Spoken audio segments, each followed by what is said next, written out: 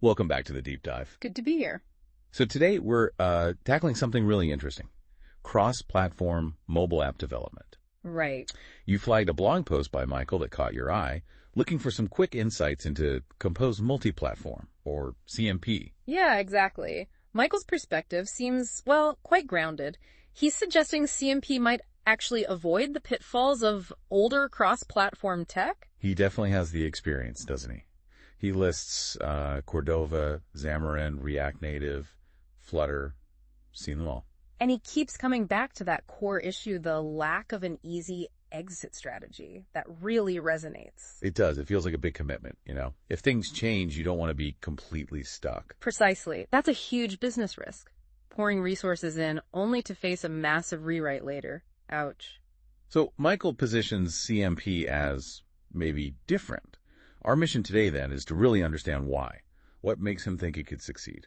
Okay, let's get into it. The first big point Michael makes is about native integration, specifically on Android. He calls it natively integrated. What's behind that? Well, it boils down to Kotlin. That's the key. Google's official language for Android dev. Exactly. So whether you're building a native Android app or using CMP for Android, you're using Kotlin. It's the same foundation. Unlike, say, React Native with JavaScript needing a bridge. Right. Michael's point is that with Kotlin, it's much more direct on Android. Theoretically, that means, better performance, easier access to native features. And that extends to the UI, too, doesn't it? He mentioned Jetpack Compose. Yes, absolutely. Jetpack Compose is the modern native UI toolkit for Android. So if CMP uses it for the Android side, then, like Michael says, there's no difference for the Android developer, pragmatically speaking. You're just building an Android app the modern Android way. That feels like a fundamental shift from something like Flutter or React Native, where both platforms are kind of outside their usual element. That's exactly the distinction Michael draws. With CMP, Android stays native. It's the iOS side that becomes the hybrid part. Interesting. Almost flips the usual cross-platform thinking. It does. Leverage Android's native strengths and then provide a way to target iOS from that shared Kotlin base. Okay, let's pivot to the business side. Michael really emphasizes speed and validation. Why is that such a big deal for him with CMP? Well, in today's world, getting something in front of real users fast, that's critical, right? You need to test your assumptions. The whole MVP concept, minimum viable product. Precisely. And Michael argues CMP helps you get there much quicker. How so? Because you write the code once, and you get, as he puts it, an almost fully native Android app and an iOS app. Ah, so less duplicated effort up front. Way less. It cuts down development time significantly. Faster time to market. And faster market means faster feedback? Exactly. Get it out there, see what users actually do, learn, iterate. It increases your chances of building something people want. It's about reducing risk, ultimately. Okay, this next point feels really core to Michael's argument. No lock-in.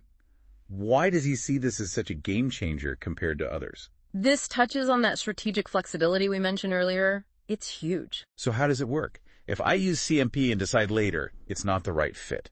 Michael's point is crucial. Your Android app is already a native Android app. You don't need to scrap it and start over on that side. Wow, okay, so the Android investment is safe, even if you change your mind about the cross-platform part. That's the idea. For iOS, yeah, you'd stop compiling the CMP code for iOS and then, build out a fully native Swift and Swift UI version if you wanted to really lean into platform specifics. But the Android side just carries on. Correct. You have that solid foundation. It's like having a safety net.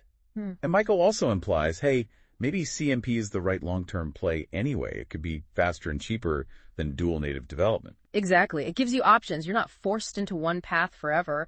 That flexibility is really valuable. Michael also brings up a strategic hybrid approach, using native UI sometimes, especially on iOS. And he mentions the Pareto principle. Can you unpack that? Yeah, this is about being smart with your resources. The 80-20 rule, right? Focus on what delivers the most value. So not everything needs to be pure native, maybe. That's the idea. Michael gives a good example. Imagine a really complex, highly interactive dashboard. Maybe that part, on iOS, you build natively with Swift and Swift UI for the absolute best feel and performance. The core user experience bits. Right. But then what about, say, the settings screen or some info pages? Things people use less often or that are more standard. Exactly.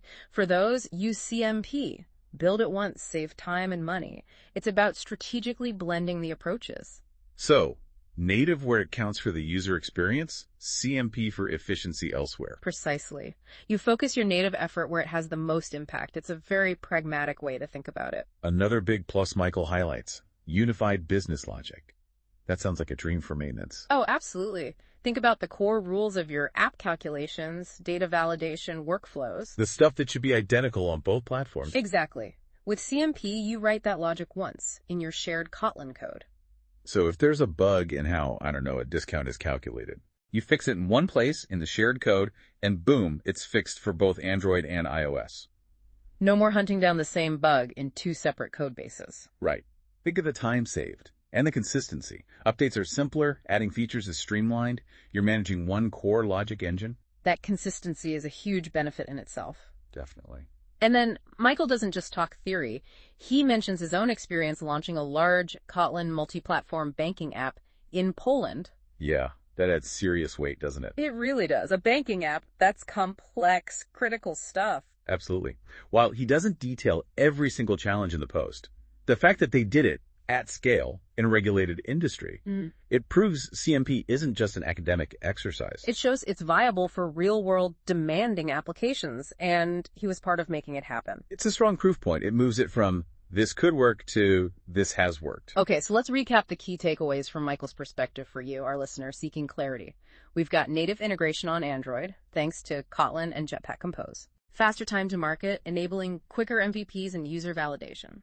No vendor lock-in, at least on the Android side, offering crucial flexibility. That strategic hybrid approach, mixing native UI where it matters most with CMP for efficiency. And finally, unified business logic for easier maintenance and consistency. Taken together, it really does address many of the historical pain points of cross-platform development. It definitely presents CMP as a compelling option, blending native strengths with cross-platform efficiency in a, well, maybe a smarter way. So for you, thinking about this, it leads to a final thought.